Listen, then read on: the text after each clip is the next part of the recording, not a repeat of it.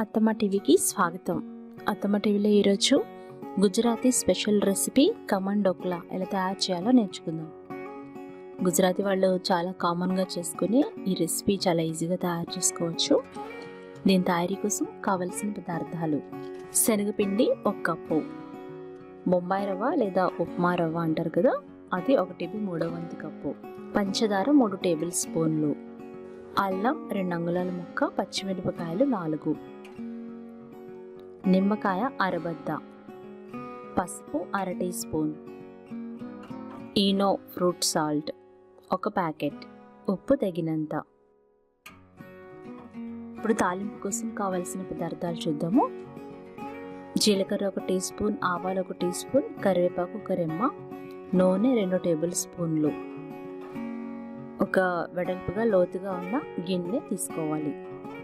Yellow food colour 1 teaspoon, మీకు నచ్చినట్లయితే వేసుకోవచ్చు. ఇంగువ చిటికెడు, పంచదార 2 టేబుల్ స్పూన్లు, పచ్చిమిరపకాయలు 4. ఇప్పుడు తయారీ విధానం నేర్చుకుందాము. ముందుగా అల్లం పచ్చిమిరపకాయల్ని దంచుకోవాలి. అల్లాన్ని శుభ్రంగా కడిగి తొక్క తీసి ఈ విధంగా దంచుకోవాలి. అల్లం బాగా నలిగిన తర్వాత పచ్చిమిరపకాయలు ఈ విధంగా చిదుముకొని వేసుకొని మెత్తని పేస్ట్ లాగా దంచుకొని పెట్టుకోవాలి. తరువాత శనగపిండిని ఖచ్చితంగా జల్లెడ పట్టాలి. అప్పుడు ఇందులో మొరం ఏమైనా ఉంటే అది పోతుంది. అందుకని బాగా జల్లెడ పట్టుకొని మొరాన్ని పడేసేయాలి. స్టవ్ వెలిగించి వెడల్పుగా ఉన్న మూకుడు పెట్టి అందులో కొద్దిగా నీళ్లు పోసి మరిగించాలి. డోక్లా ఉడికించడానికి పెట్టిన గిన్నెని నూనె రాసి పక్కన పెట్టుకోవాలి. ఇప్పుడు లోతుగా ఉన్న ఒక బౌల్ తీసుకొని అందులో జల్లెడ పట్టుకున్న శనగపిండి వేయాలి. తర్వాత రవ్వ వేయాలి. ఆ తర్వాత పంచదార వేయాలి. అందులో తగినంత ఉప్పు వేసుకోవాలి. అలాగే పసుపు వేయాలి. నిమ్మకాయ బద్దని పిండుకోవాలి. ఈ పదార్థాలన్నిటినీ ముందుగా బాగా కలపాలి. ముందుగా ఈ పొడి పదార్థాలన్నిటినీ కలపాలి. ఆ తర్వాత దంచి పెట్టుకున్న పచ్చిమిరపకాయ అల్లం పేస్ట్ వేయాలి.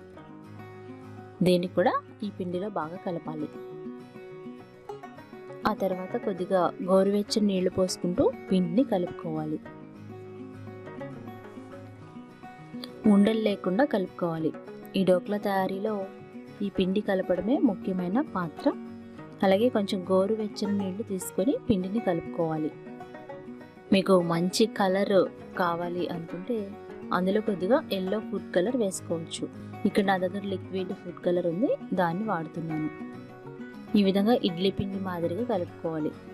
ఆఖరిగా ఈనో ప్యాకెట్ని చించుకొని ఈనో పౌడర్ని వేయాలి. అందులో కొద్దిగా నీళ్లు పోయాలి. నీళ్లు పోయగానే ఈనో పౌడర్ పొంగుతుంది. దీన్ని వెంటనే చక్కచక్క కలిపేయాలి.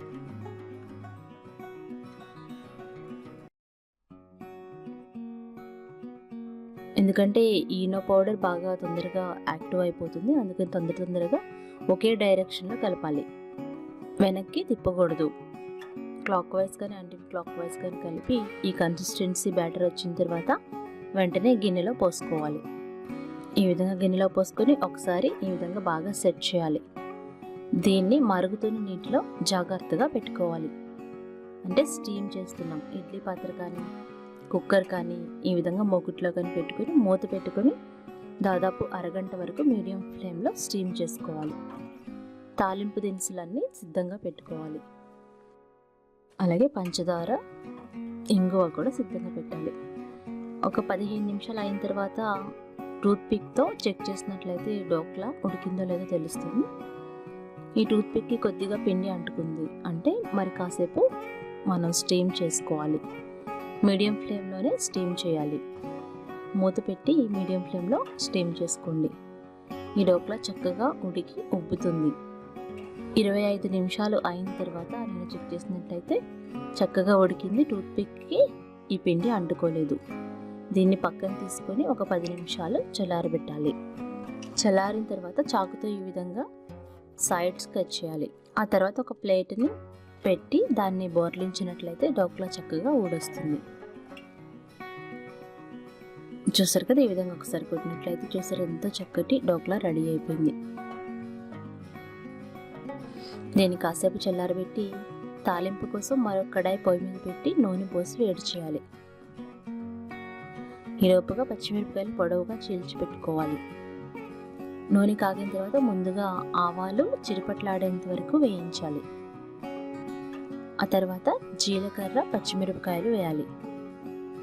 పోపు ఎప్పుడు లో ఫ్లేమ్లోనే వేయించుకోవాలి. ఇవి కాస్త వేగిన తర్వాత కరివేపాకు, ఇంగువ వేయాలి.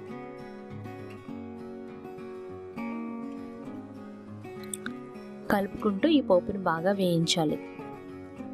పచ్చిమిరపకాయలు మెత్తబడేంత వరకు వేపాలి. ఆ తర్వాత అందులో 2 టేబుల్ స్పూన్ల పంచదార పోయాలి. పంచదార కాస్త కరగాలి, కరిగేంత వరకు వేయించాలి. ఆ పోపు మిశ్రమంలో అరకప్పు నీళ్లు పోయాలి. పోపులో ఎప్పుడు నీళ్లు పోయామో కానీ ఈ డోక్లాలో ఖచ్చితంగా నీళ్లు పోయాలి. ఎందుకంటే ఈ పోపు మిశ్రమాన్ని డోక్లా మీద పోస్తాము, అందుకని అది చక్కగా పీల్చుకోవడానికి అందులో నీళ్లు పోసి కరిగించాలి. పంచదార కరిగి కొద్దిగా పాకంలాగా తయారవుతుంది. ఇలా తయారైన ఈ పప్పు మిశ్రమాన్ని జాగ్రత్తగా డోక్లా మీద సర్దుకోవాలి. మొత్తం డోక్లా అంతటా వచ్చేలాగా సర్వ్ చేసుకోవాలి. ఒక వెడల్పాటి స్పాచులాతో చక్కగా సర్ది పెట్టుకోవాలి. ఇలా పెట్టి ఒక 10 నిమిషాలు అలా వదిలేయాలి. ఇప్పుడు మనం పోసిన పాకం ఈ డోక్లా పీల్చుకుంటుంది. ఎంతో చక్కటి, ఎంతో కలర్ఫుల్ గుజరాతీ ఖమన్ డోక్లా రెడీ అయిపోయింది. కాస్త చల్లారిన తర్వాత మీకు నచ్చిన ఆకారంలో కట్ చేసుకొని సర్వ్ చేసుకోండి. బ్రేక్ఫాస్ట్ లాగా, ఈవినింగ్ స్నాక్ లాగా, టీ టైం స్నాక్ లాగా ఎలా అయినా సర్వ్ చేసుకోవచ్చు.